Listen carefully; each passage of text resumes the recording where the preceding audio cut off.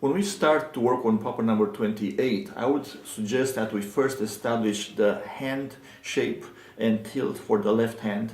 The shape itself to me is very square, and the tilt slightly towards the bridge to enable the fourth finger to reach with ease all the notes that it needs to play.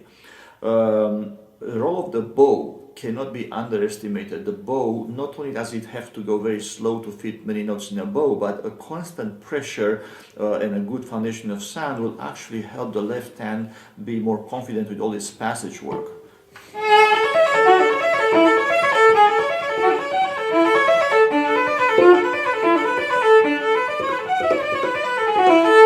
Bar number 4, which I just played, has a couple of other issues worth discussing.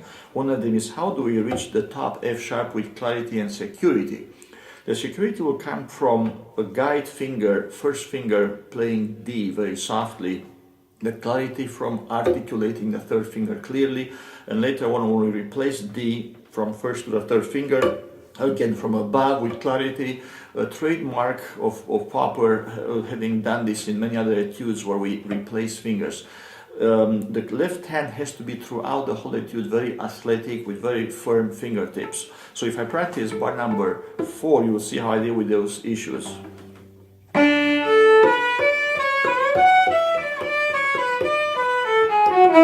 The exact same issues come up in bar number 8 with a few more examples of finger replacement needs.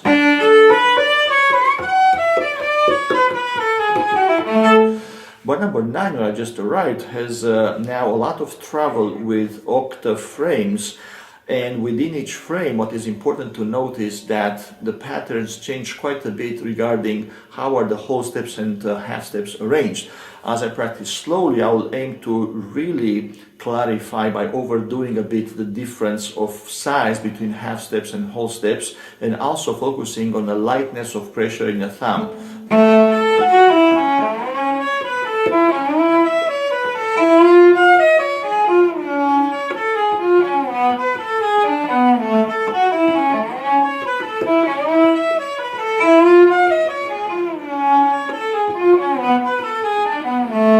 As I go faster, I don't do anything different, except that I try to get even lighter as far as pressure in the left hand as I travel up and down the fingerboard.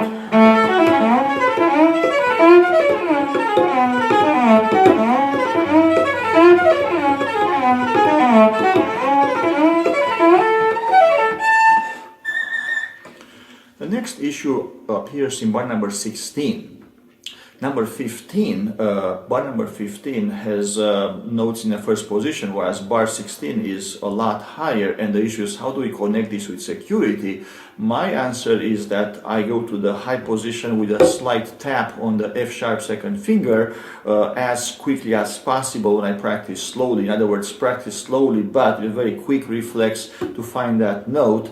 And while I find the note, I'm also arranging all the next few notes, so I go to a new position with a pre-arranged set of distances. So slow practicing will be something like this.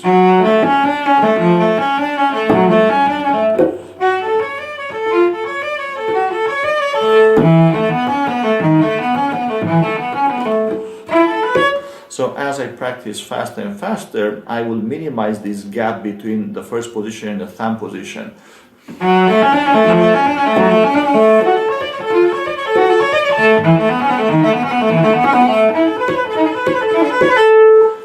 The next place worth discussing is in bar number 21, 22, 23, or we have in bar 21, for example, a trademark of Popper, which again has many examples in his etudes where we have a fixed thumb, but the left hand expands and contracts, encouraging therefore a very flexible left hand development.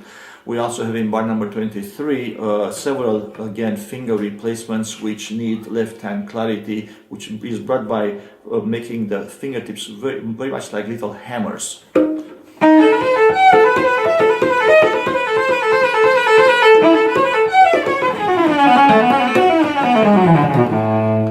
The remaining challenge between bar number 25 and the end is this octave leaps, finding high harmonics in the middle of nowhere. And to me, the only way to practice this with a sense of security is, as we repeat a number of times all these slips, is to try to remember how much we open and close the angle of the left elbow. Also to focus until the end on the clarity of the execution, meaning, again, left hand articulation will be very welcome here once again.